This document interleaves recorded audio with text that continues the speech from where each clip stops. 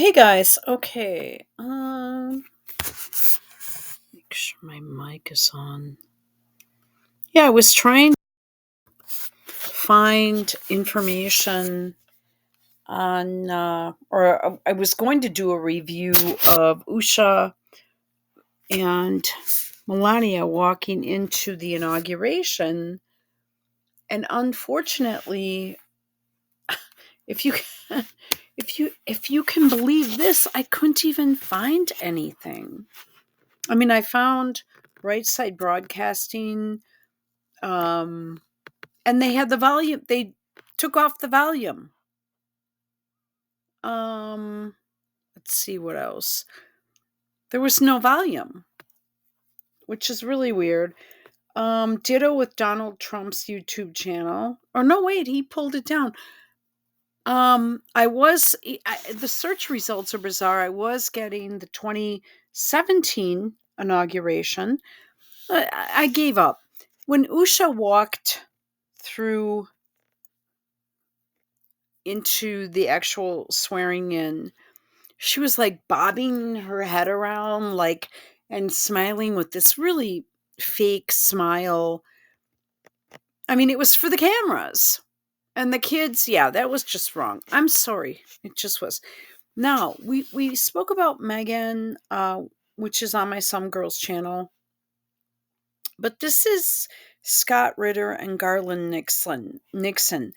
Now, I told you guys at some point, and especially people that are from not in the US. Um, and in this case, I mean, if you want to comment on Trump, you can. Um, if you feel comfortable doing that. I don't normally comment on other people's governments. I've noticed people in Canada are consistently and constantly on all these chats. And what upsets me about that is that if you're on a live chat on one of these videos, they act as if they're American. Oh, we're the same as you. Well, no, actually, you're not. You're Canadian. Um, and if you don't mind, get more involved with your own government and stay out of mine. Uh, you know that sort of bothers me when they pretend to be in the US and well, we matter. We're just like the US. Well, no, you're not. Um, you're in a different country. I know that you're close and you border, but I wouldn't say that Mexico is just like the US, and neither would they. So I'm sick of Canadians, no offense. Um, on live chats, someone was responding to me about a quote paycheck, but they spelled check CHEQUE, and I'm like, well, you're not American, so what do you even, well, we're just like you and blah blah. I'm like, ugh. I'm like, I know you're not American by the way you're spelling. Um, it's a little annoying. I know I'm nitpicking, and I get that. Now, so we're talking about Megan and her wanting to be relevant, and then Netflix postponing her show. I question if they will even show it at all, although at this point they have to get some revenue out of this chick, because I do not believe, other than people like, I don't subscribe to Netflix, but honestly, I don't know that I would be able to tolerate something on Megan, like her polo thing. What the hell was that? But right now, again, as I said in a previous video or two, either on the Craze or Some Girls channel, the biggest issue that, again, getting over that hump with regard to the cancellation of her Netflix series, you have to keep in mind, you had Bill Gates wanting to be at Mar-a-Lago. You have Zuckerberg at the inauguration. Musk, the richest man in the world, tight with Trump, but not because of the money, because they're both rich for a reason. Because they think alike. Not exactly, but you know what I mean. They think alike in terms that they know how to make money in their respective fields. Trump, real estate development and real estate. Elon, all his stuff. What else? You had the Google head of Google, and they were all VIPs. Jeff Bezos and his wife, right there. I mean, they want to be part of the club. Yeah, you have the Dana White and all his regular friends, but clearly he's developed relationships with people that normally you wouldn't expect to see. And so when we look at a couple like Sparkles and Harry, we look at people that are just on the wrong side right now. They are not in touch with Americans, and they think that they're elite and royal and all this jazz, but they are not even in touch with the richest people and the most successful people in the world. So realize that my last video the volume was fucked up. So let's listen, try to see if this is okay. I named it Trump, Russia, and China. There seems to be Trump, Russia, and China is what he said. Again, you have to excuse me. I feel like it might not be loud enough. So just tell me if it's too loud so I don't bring it up quite as bad. Trump, China, and Russia. Okay, here we go. A turn has been made here when it comes to great power relationships. I suspect, and I'm always suspecting of a very, very powerful people making decisions. But when I look in the audience and I see all these people that hated Donald Trump, and they're all the most powerful tech bros in the world, every one of them. And the more I look, I'm like, oh, wait a minute, that's the guy from, holy crap, that's the guy that owns, they're all there. Forget it. They're all there, right? Throw a thought at you, Scott, and you can elaborate on it. I feel like there's some billionaires. These are people that literally, they want to try to find a way to put their consciousness in a machine so they can live forever, right? That perhaps they looked at the Biden administration and said, you can do whatever you want to play with your toys, but you almost had a nuclear war and killed us all. We're going to draw the line. You're not allowed to kill us all. We're far too rich for that. We're going to make an adjustment. It seems to me that decisions have an abrupt adjustment from we got to send more missiles and blow up everything, and we're going to take Taiwan. Oh boy, we're going into the Black Sea now. We're really going to pin the Russians in. That's on January 19th. January 20th, hey, let's call Russia and China and let's perhaps have a meeting. That ain't an accident. Anyway, your thoughts, Scott Ritter. Well, what's interesting. Well, this is important, but I wanted to say that I'm so ticked off at some of the stuff he's done with regard to Putin. And I know you don't understand that, but perhaps when I feel comfortable enough, I'll do a video on it. Yeah, he cut foreign aid except for those two nations. What's the point? That's where the majority of foreign aid is going. Okay, here we go. Oops. So listen. Okay, we'll go back just a minute. I apologize for interrupting. Adjustment from we got to send more missiles and blow up everything, and we're going to take Taiwan. Oh boy, we're going into the Black Sea now. We're really going to pin the Russians in. That's on January 19th. January 20th, hey, let's call Russia and China and let's perhaps have a meeting. That ain't an accident. Anyway, your thoughts, Scott Ritter. Well, what's interesting is that this is Trump's second go around. On the first one, he didn't have the billionaires lining up with him. On the first one, the billionaires stayed with Team Woke, um, and because look, we can be critical of the billionaires. They deserve to be criticized, etc. But they didn't get billionaires because they're stupid. Okay, they became billionaires because they have an innate sense of how to manipulate a system for their financial gain. And a lot of what they do is political. A whole bunch of what they do is political. Again, you don't get to be a billionaire unless you've gamed Washington, D.C., you've gamed the establishment. The establishment has to deem you worthy of your billions. And so to watch them jump ship is it's a litmus test. They didn't jump ship in 2016, 2017 because they viewed Trump as a freak show. This was a one and done. This wasn't going to happen. Team Woke was going to come back. The whole thing. The Team Woke is dead. That's the takeaway here. Team Woke is on a test. They didn't jump ship in 2016, 2017 because they viewed Trump as a freak show. This was a one and done. This wasn't going to happen. Team Woke was going to come back. The whole thing.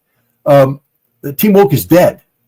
That's the takeaway here. Team Woke is dead, finished, done, stake driven through the heart. The people that make billions of dollars, if they thought that the MAGA phenomena was just another 4 years, they're not going to risk it all by jumping ship.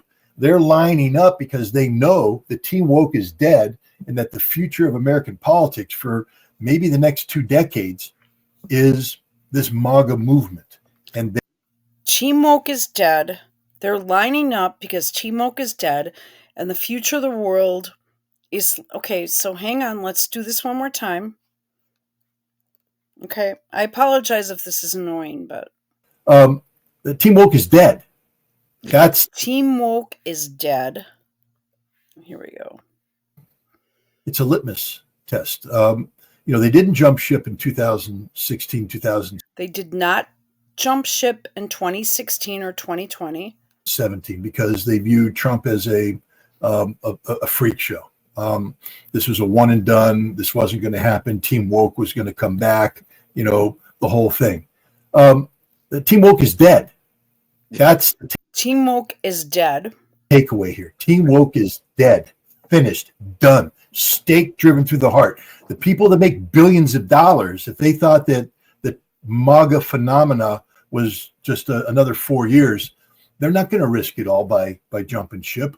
They're lining up because they know that Team Woke is dead. They're lining up because they know Team Woke is dead. And that the future of American politics for maybe the next 2 decades is this MAGA movement.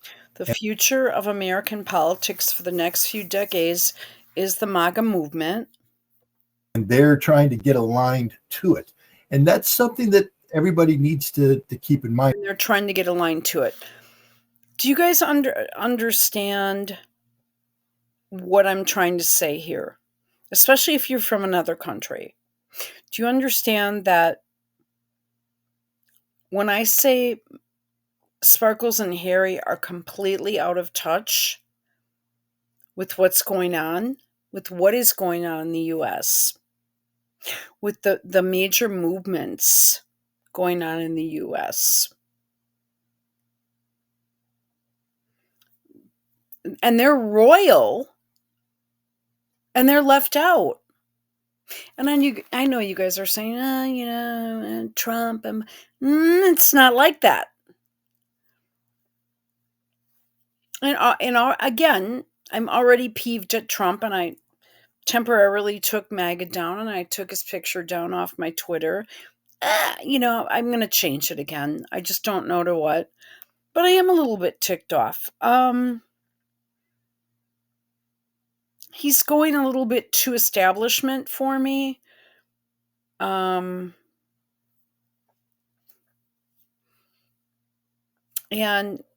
let's get back to where and watch for Prince William to come around. Maybe Charles, not sure. because the UK right now has its own problems and is rather behind in the US. Uh, the US's issues. Where you are where we were in 2020, where you guys were not there for us. In mind here, because again, these billionaires aren't stupid. You don't make $1 billion by being ignorant. You make $1 billion by having your finger on the pulse of as many important entities out there and getting a feel on what the market will take, what politically, what will be accepted, and things of that nature. And I said a few years ago, I said Harry and Meghan are looking at a $14 million house or whatever in California for Princess Diana's son. That is, I hate speaking in slang like this, but that ain't shit compared to, with inflation and with the dollar changing. I mean, that house would have to be. I don't even know how they maintain it. They're just not very good. And well, let's keep going here because we could get into it, but okay. These people know that, and that's something that everybody needs to keep in mind here, because again, these billionaires aren't stupid. You don't make $1 billion by being ignorant. You make $1 billion by having your finger on the pulse of as many important entities out there and getting. They don't have their finger on the pulse.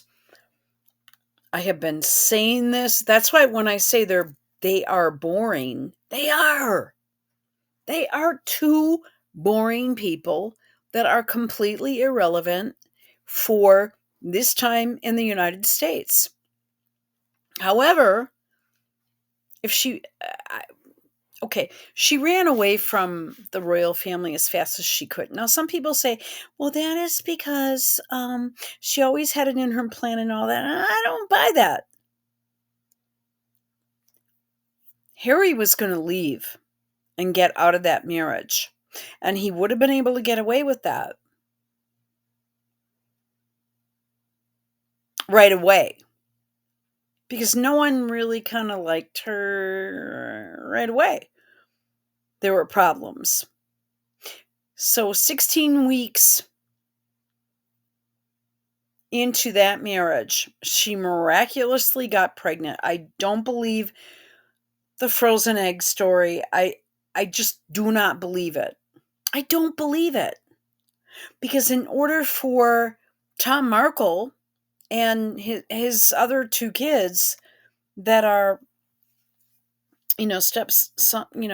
Tom Markle Jr. and Samantha, for those two kids to earn a living, and Tom, and honestly, anybody else who cashes in on her, they've got to keep the story going. But Meghan and Harry and even Tom Markle with his comments that he has to leave the country because of Trump. Wow. The most powerful people in the world and the most successful people in the world that are normally very far to the left have done a complete U-turn, a complete 180, and turned in the other direction. So yeah, I mean, Netflix postponed her series, but it's going to flop. With Love, Meghan? Oh, she's not very good at what she does. She is just she's out of touch now. I understand, like, if you're not in the country, you're not going to feel it or know it or whatever. Where I am right now, it's generally relatively quiet. It is so busy and so loud and so noisy, and there are so many people all over the place that I'm actually kind of bummed out and annoyed by that, but that's okay. I mean, it's not my choice. Um, and I assume because people are just, they're overjoyed and they're in a good mood. And the stock market just jumped a couple days ago to 6,100. The Dow Jones, that's a record. There's a movement right now. They are so far out of it that they will never be successful at this point. Not, I just don't believe it. As Scott said, the next couple of decades. Getting a feel on what the market will take, what politically, what will be accepted, and things of that nature. These people know that Trump is looking to build something that lasts beyond his 4 years. That he's looking to build a movement, a revolutionary movement of change. Now, when was the last time the establishment? I mean, how many times did you see the French aristocracy line up on the side of the French revolutionaries? No, you didn't, because the revolutionary change that Trump is seeking isn't to supplant privileged elites. It's to change the underlying behavior beneath the privileged elites. Let's go back. Of the French revolutionaries? No, you didn't. Because the revolutionary change that Trump is seeking isn't The revolutionary change Trump is seeking to supplant privileged elites. Is not to supplant privileged elites, which Meghan and Harry seem to think they are.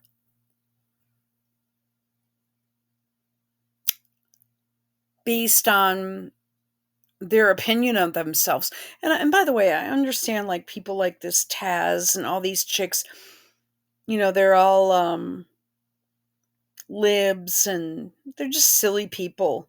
Don't support them. They're not where it's at. And I don't care. I don't go to those channels. I'm just letting you know. If they're not full on onto this, and just they put together their silly stuff and do benefits for someone who's already rich, but feels the need to leave the country. And my guess is because the illegals are going back. Because when Trump spoke about the criminals and drug addicts and things like this, and he's relatively close to the border, they will be, that will change the face of Rosarito. I thought he owned that place. I think he's very shady. I would really like to know exactly what's going on with him, but let's continue on. It's to change the underlying behavior beneath the privileged elites. So the revolution is going to change the underlying behavior beneath the elites, and they will be passed over. Well, they might go to Daddy Charles for money. On the side of the French revolutionaries? No, you didn't. Because the revolutionary change that Trump is seeking isn't to supplant privileged elites. It's to change the underlying behavior beneath the privileged elites. And so change the underlying behavior beneath privileged elites. So this is what I'm saying. They are missing the boat. They missed the boat. When I was joking around and said the only way they can turn this thing around is if they go mega. Listen, if Lauren Sanchez and Jeff Bezos did it, Mark Zuckerberg, Elon.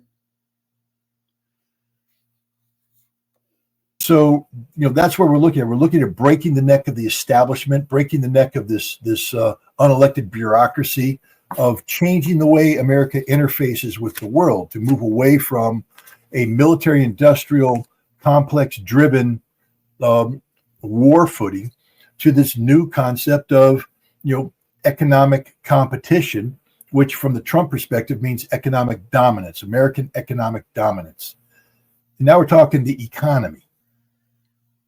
And now you know why the billionaires are lining up with Donald Trump. I think that is he going to succeed? Here's another thing for all the haters and doubters out there. What's in your bank account?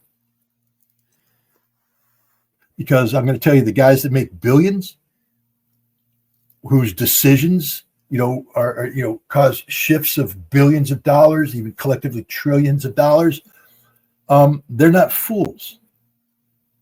And they've decided that the future is MAGA.